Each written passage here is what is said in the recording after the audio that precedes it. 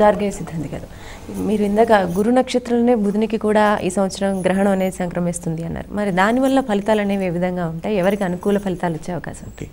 ఇప్పుడు బుధ నక్షత్రమైనటువంటి జ్యేష్ఠ నక్షత్రంలో గురువు 283 రోజుల పాటు సంచారం సాగించాడు. ఆ బుధుడు ఆ గ్రహానికి వైదిక పరంగా అధిష్టాన దేవత ఇంద్రుడు. అంటే ప్రతి వ్యక్తి కూడా విజయం సాధించాలని కంకణం కట్టుకొని ప్రతి పని చేస్తుంటాడు విక్టరీ కోసంగా.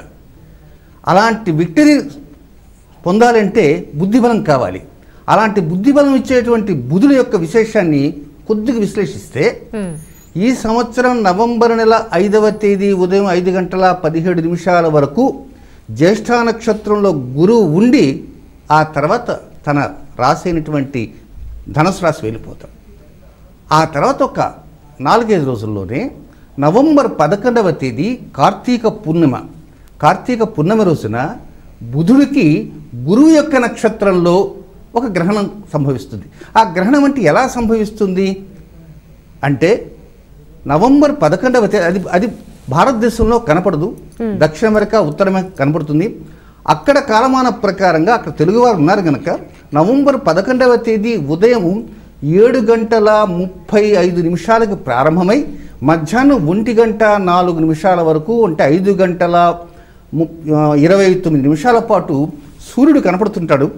ఆ సూర్యుడిలో ఒకవైపు మధ్య భాగం నుంచి నల్లటి మచ్చ ఆకారంలో బుధుడు నల్లటి మచ్చ ఆకారంలో సెంటర్కి వచ్చి సెంటర్ నుంచి దిగువకి వచ్చేస్తాడు.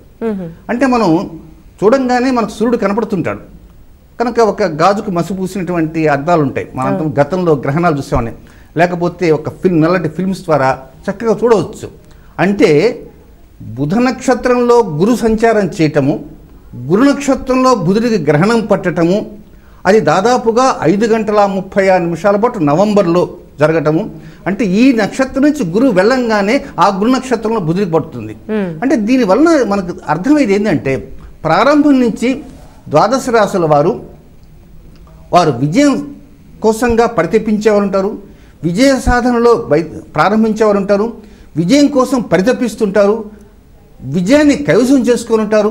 ఇన్ని ఉన్నప్పటికీ కూడా ఈ 2019 ఎక్కడో ఏదో ప్రకారంగా బుద్ధి బలాన్ని కాటు వేసేటువంటి అవకాశాలు ఉండి తీరుతాయి. నేను ఇలా అన్నానని దయచేసి నన్ను మన్నించండి. ఎందుచేత చెప్తున్నానంటే వీలైనంత వరకు చాలా జాగ్రత్తగా బుద్ధి బలాన్ని ఉపయోగించి మాత్రమే మీరు ముందుకు వెళ్ళాలి. ఎక్కడన్నా బుద్ధి బలాన్ని ఉపయోగించలేకుండా కనుక పొరపాట్లు చేస్తే మూల్యం చెల్లించుకోవాల్సి ఉంటుంది. కనుక ఇది 700 కోట్ల జనాలు ఉన్నారు కనుక ప్రపంచవ్యాప్తంగా ప్రతి వాడికి బుద్ధి బలాన్ని కనుక ప్రాపర్ కనుక వారు కనుక బుద్ధి బలంతో అటు రాజకీయ నాయకులు కావచ్చు, స్త్రీలు కావచ్చు, లేక పురుషులు కావచ్చు, ఉన్నత స్థానంలో ఉండే కావచ్చు, సాధారణ వాళ్ళు కావచ్చు, విద్యార్థులు కావచ్చు, అలాగే వివాహాలు చేసే సమయంలో కావచ్చు, ఉద్యోగ అన్వేషణ సమయంలో కావచ్చు బుద్ధి బలాన్ని చాలా జాగ్రత్తగా ఉపయోగించాలి. కనుక బుద్ధి బలాన్ని ఎవరైతే బాగా ఉపయోగించగలుగుతూ చిట్ట చివరిలో చెప్పేటువంటి అద్భుతమైన పరిహారాన్ని చాలా జాగ్రత్తగా ఆచరిస్తూ ఉంటే 180% బుద్ధి బలాన్ని తప్పుదారిలో పట్టించకుండా కంట్రోల్ చేయడానికి అవకాశం అంటూ ఉండి తీరుతుంది.